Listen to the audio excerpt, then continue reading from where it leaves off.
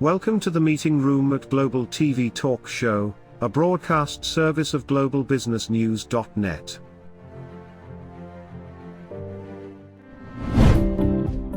This episode from the meeting room of Global TV Talk Show is brought to you by The Bridge School, the accredited international online private school of choice, at bridgek12.org. Porch Light Rental and Destination Services. Reduce your renter lump sum or managed relocation costs.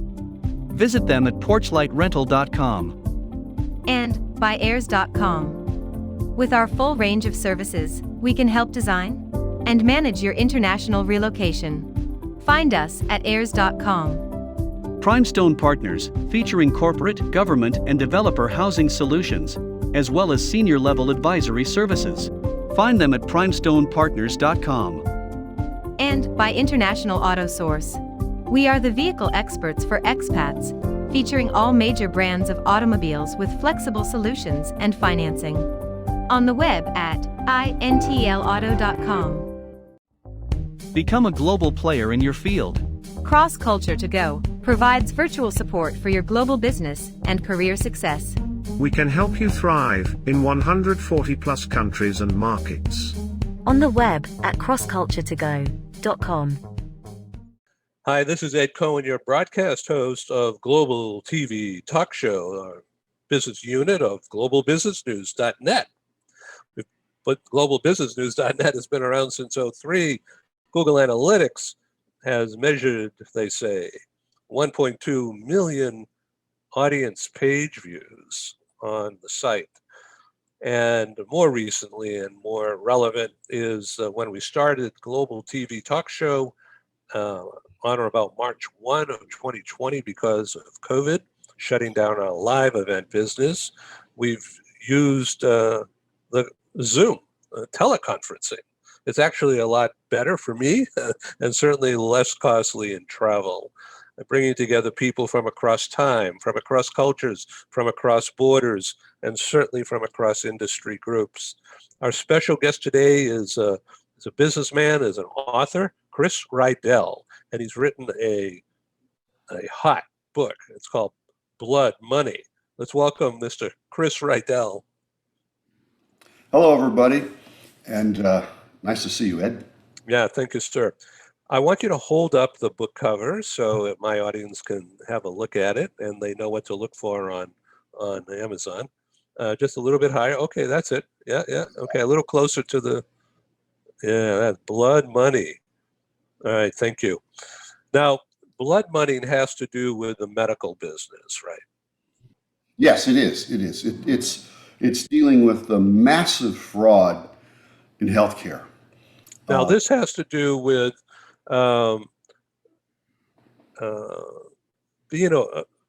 somebody was a whistleblower, and because people were getting hurt and others were getting really rich, and they decided they got to do something about it. Is that basically the storyline?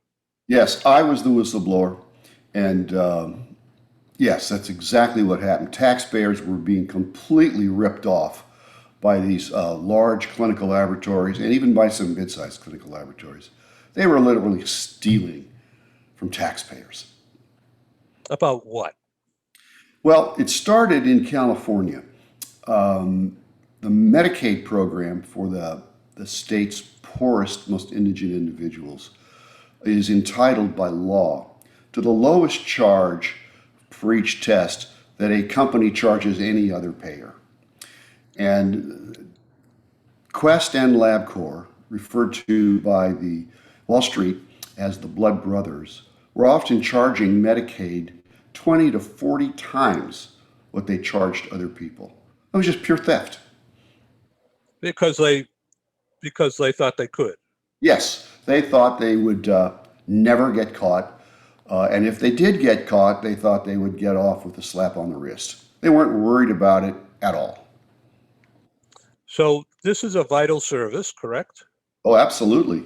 In fact, it's a great bargain because it's 2% of healthcare costs and drives 80% of a doctor's decisions. the what's in the blood. Yes. And so the blood determines, well, it's got a lot of content. I remember being in a doctor's office, and I'm pretty healthy for an old guy, and they took a lot of blood, and they did like a ton of tests. It seemed like they tested every little thing. And so each of those tests, I guess, there's a cost connected with it, right? Yes. And in defense of your doctor, if you can identify a disease early, you can generally treat it. It's when you wait too long and events happen, then you're really in trouble. So let me just ask some questions, and if they're silly or wrong, just redirect me. I'm quite all right. Okay? So this is all about you and what the book is all about, and about what's led to the book. And then, of course, the derivative is what's happened to you through all of this.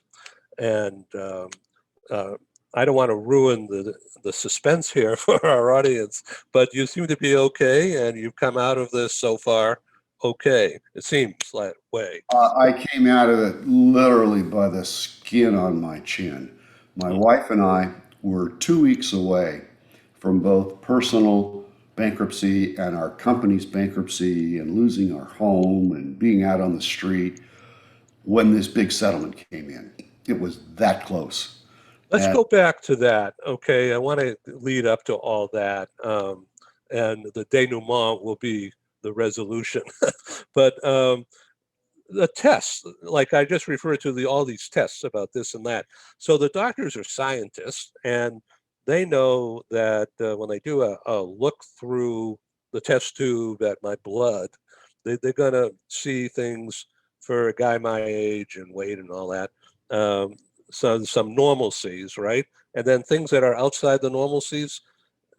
Is that correct? When something, that's a bell absolutely goes off, then they start looking deeper? that's absolutely right. Okay, good. So, And so I was a medic in the Army during Vietnam days, oh, all and right. so I know a little bit. Believe me, tiny. Well, today, for example, heart disease is the #1 killer around the world. But with newer diagnostic tests and newer treatment programs, if tested early enough, virtually everyone can not have heart disease. And if you have the disease, often it can be reversed with the proper treatment. You don't have to die of heart attacks anymore. But most doctors are unaware of that. Isn't that strange? You'd think they'd keep up on something like that. Well, they're busy people treating a lot of different diseases, and these things are new. Huh. So these tests. So may I ask what kind of business you had? I founded Hunter Laboratories in 2003, named after our youngest child, Hunter. And it was a full-service commercial clinical laboratory. Anything that a doctor ordered for his patients, we would either perform or find the appropriate lab to send it to. And we did about 98% of all tests in-house.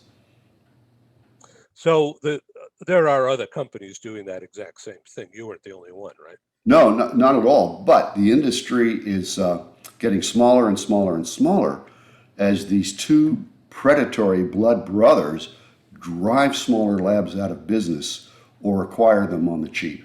So I don't think today a small lab can really survive. It's going to end up Quest and LabCorp for routine clinical testing in this country.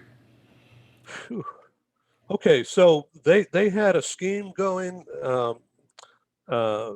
and it was working for quite a while, and then you had enough of that because of what, feeling bad for people, or because your moral compass went crazy? What happened was one of my sales reps came to me after we had been in business for about 2 years and said, "Chris, doctors hate the services of Quest and LabCorp. But these companies give really discounted prices directly to the doctor in exchange for pulling through profitable Medicare, Medicaid, and insurance business. And unless we match these prices, we are not going to succeed." So a called our regulatory counsel and I asked him, if I attempt to match these prices, many of which are below cost, do I have any legal liability? He goes, oh yeah. First of all, they're kickbacks, which violates both federal and state laws. And secondly, the Medicaid program is entitled to the lowest charge. And if you don't think they're getting it, that's a huge fraud. So I'm sorry. the counsel for these for Quest and LabCorp, they knew exactly what was going on too, apparently. They have hundreds of lawyers. They didn't think they'd get caught. No one had ever brought an action like this, even though that's the law in about 12 states. Wow. Okay, tell me more. So we decided the only way to stop the fraud, level the playing field for all labs, and stop taxpayers from being scammed, was to file a whistleblower lawsuit. That's where you sue on behalf of the government, and a judge immediately seals it so nobody can see it. It goes to the Department of Justice, and then they analyze it to determine if they want to take it over or not. And we filed in California, only for California, and after 3 years, it was unsealed. The state joined the lawsuit, and Governor Brown and I held a major press conference. We were alleging that these laboratories had stolen over $1 billion in the prior 7 years. That's astronomical. It is. It is, truly. So you must have been threatened. Oh, yes. It's true for any whistleblower. When the defendants find out who the whistleblower is, when it comes out from under seal, these big companies do everything they can to utterly destroy the whistleblower.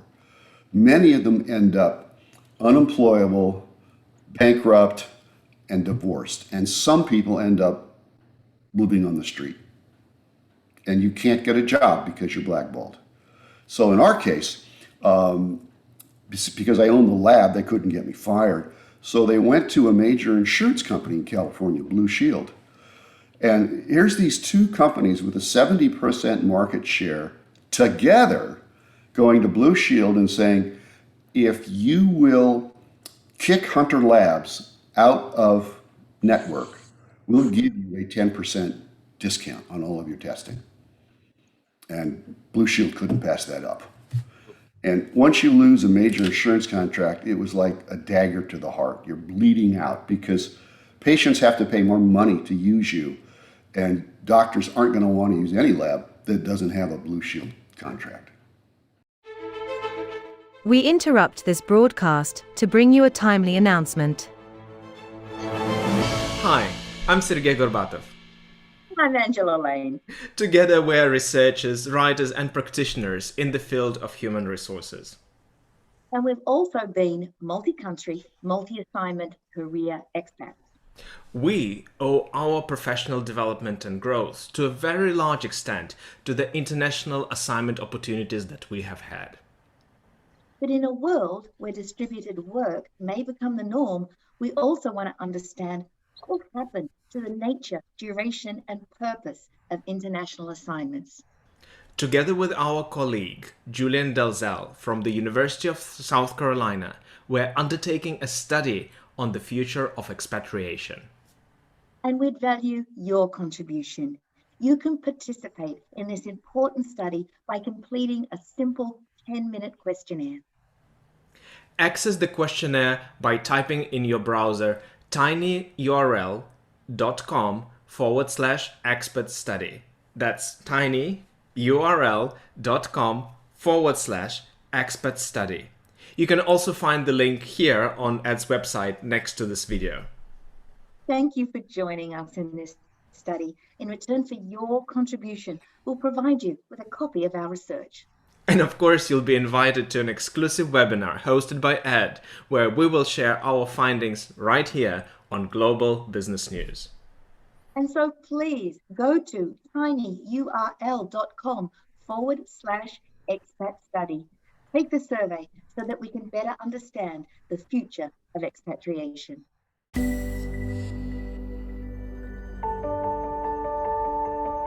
Something that's really neat is that the Bridge School partners with various organizations to provide learning for their students. For example, we partner with a major ballet company, and we are able to enroll several of their students into our school. So now not only is the student able to participate in a school and have a seamless transition while they're very active in their ballet career, but now they have other dancers that are with them that are doing some of the same courses. So it's almost becoming a camaraderie where they're taking similar courses, they're working together on their ballet, and really being able to form this great partnership with these organizations to provide a needed service.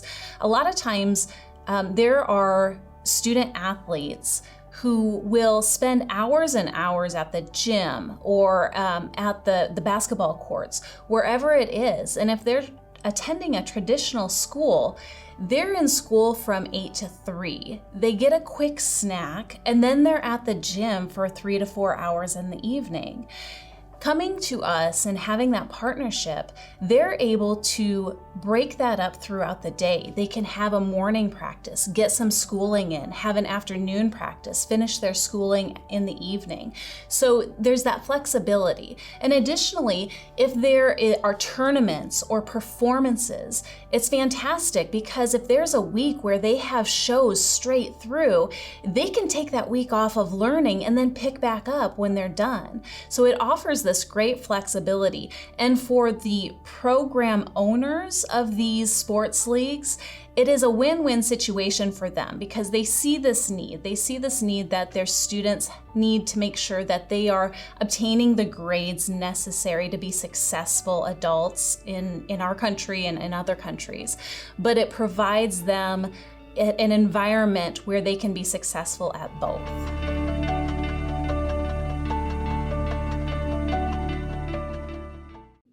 How did you find lawyers willing to take this case? Well, that's interesting. There was a newspaper article when I was thinking about doing this, just after I'd made the decision, in fact, about a local law firm that had been part of a very successful pharmaceutical settlement. That was Cachette, Petrie, and McCarthy. So I went to see them, and they loved it. And after a lot of due diligence, they made me run through hoops to get them the evidence. They agreed to take the case at no charge. It's a contingency type of thing where if they get paid and I get paid, they get a portion of it. Yeah. So, yeah, I've heard of that kind of thing. So they had the wherewithal, the capital to invest their time and staff to dot the I's, cross the T's here, because the other lawyers, it was like the Crusades coming in. Oh yeah, I mean, these big companies hire armies of lawyers, and these are the best lawyers money can buy, and they file motion after motion after motion. And my law firm, I think, had 4 people working on this full time. I had myself and 3 assistants working on this pretty much full time. And the California Attorney General's office had, I think, 5 people working on this full time. During this time, were you able to continue business operations? Yes, we were. My wife was the president of the laboratory, and she stepped in and did a lot of the work I was doing. But I still continued to manage some of the functions of the lab. Yeah. So even though there was pressure coming from these other guys and all the noise, the doctors still wanted to do business with you. Yes, our service levels were way beyond anything Quest and LabCorp could have ever offered. And they liked that. They like to know when they order a test, they're going to get the results the next day. When they call us, the phone will be answered by a live body. And we're not going to make the mistakes that Quest and LabCorp make with the patient specimens. Wow, whew, that's frightening. It is frightening. And in fact, in the book, there's a story early on about a lovely 30-year-old woman in Florida who had a pap smear read by a LabCorp person, and they misdiagnosed They didn't report it was cervical cancer. Uh-oh. And she died a painful death 3 years later with her. I have a picture with her on her deathbed with two of her young children. And the jury found LabCorp guilty of negligence. That'll do it. Boy. And for both these labs, Pap smears, they allocate $3 for every test for legal fees.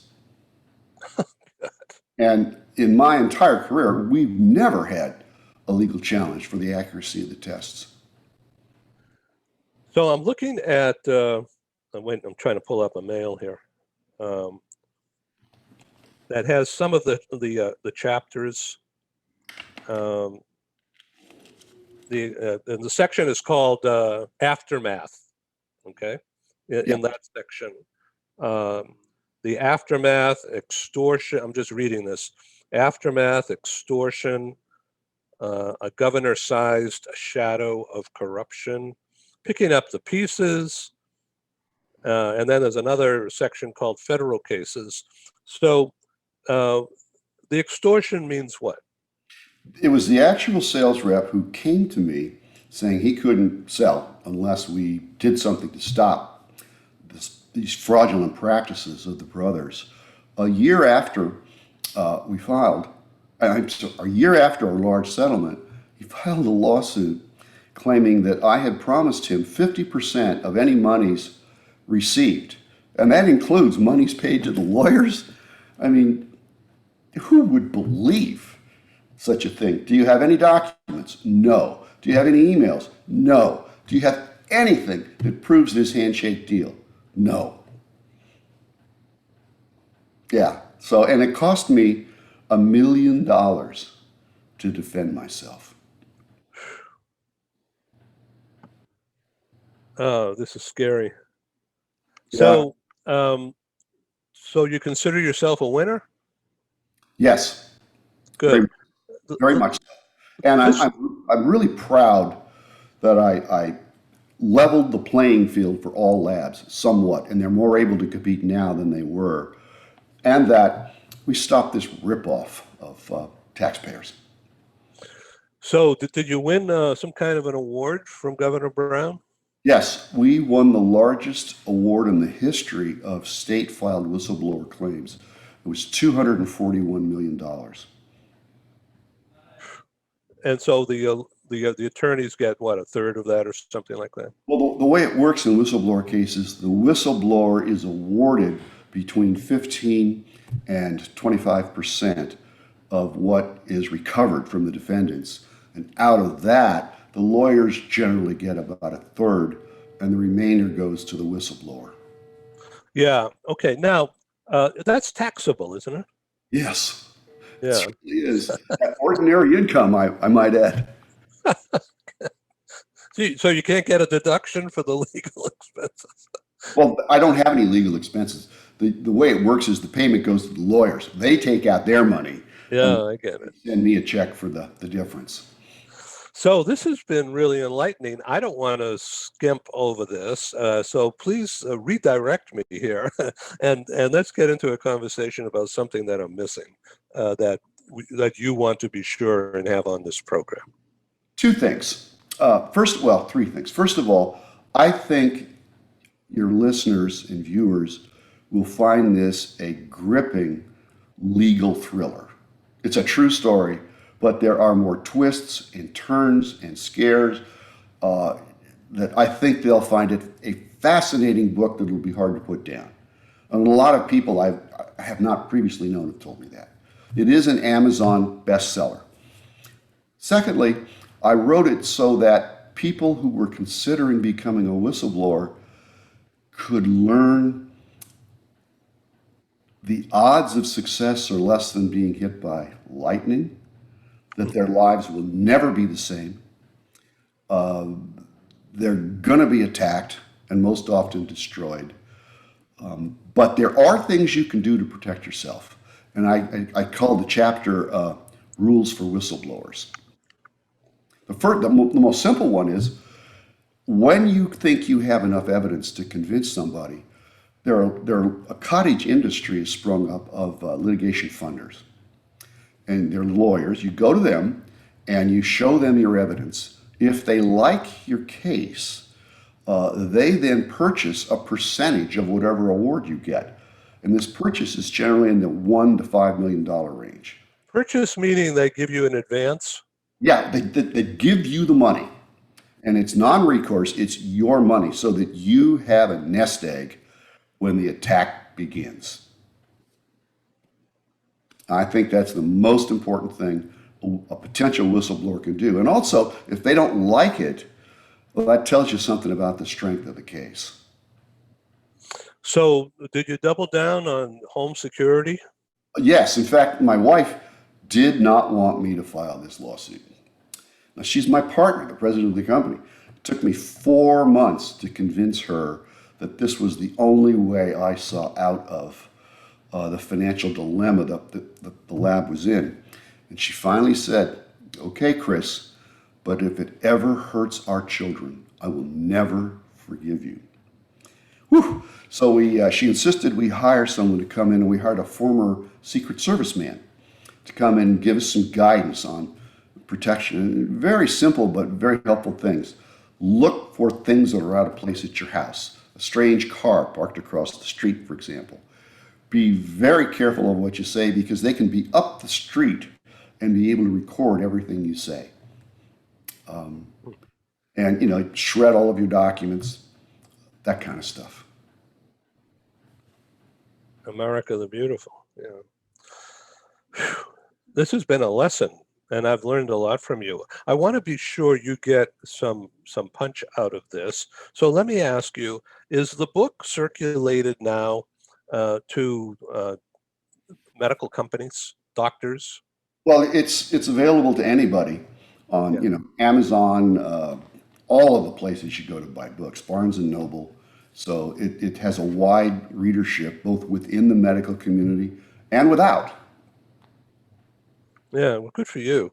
The other thing I think you might find interesting is the last chapter. After reading all of these struggles I had trying to work with departments of justice, it was very frustrating. I offer 9 suggestions that would really improve DOJ's performance. Let me set the stage. Please. The FBI announced in 2011 that they believe $234 billion a year was lost to healthcare fraud. That's a quarter of the healthcare budget.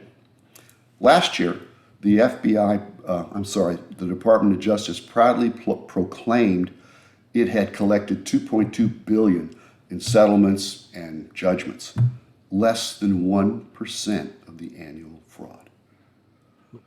And the stories that people will read about in working with the DOJ will make their hair stand on end.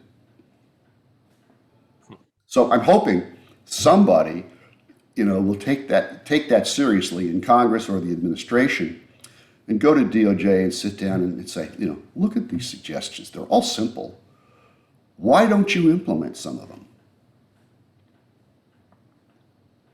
Well, we won't get into politics today because that's not appropriate, but it seems like there's a commonsensical, fresh approach at the top these days, and we'll see what happens. Certainly needs it. It's not the political party. It doesn't matter who's president. It's the level in the Department of Justice. It's so insular. It's like 3 or 4 levels removed from the top, and their view is this is the way we do it, and we're not going to change. And we're the government. If you don't like it, that's too bad. So let's hold up that book cover once again. And if there's 1 or 2 graphs or charts or chapters within the book that you think are very, very important, why don't you identify them again now? There is a couple. One is what we found the key to successful cases was if the Department of Justice would work with you and share the discovery. That happened in California, and that happened in Florida. and we had great success, certainly in California. When they don't work with you and they say, okay, thanks a lot, go away, we'll take it from here, nothing much happens. And there's a graph of, with 2 cases, we brought in all this money. And with another 6 or 7 cases, we brought in that much money. And when you look at that graph, it is just staggering. Good, thank you. Chris Riedel, the book is Blood Money. It's on Amazon. Thank you, sir. Thank you, Ed. This is Ed in San Diego, and that's Chris Riedel in Silicon Valley. Thank you, and good night. Thank you for joining us in the meeting room at Global TV Talk Show. Have a wonderful day, and stay safe.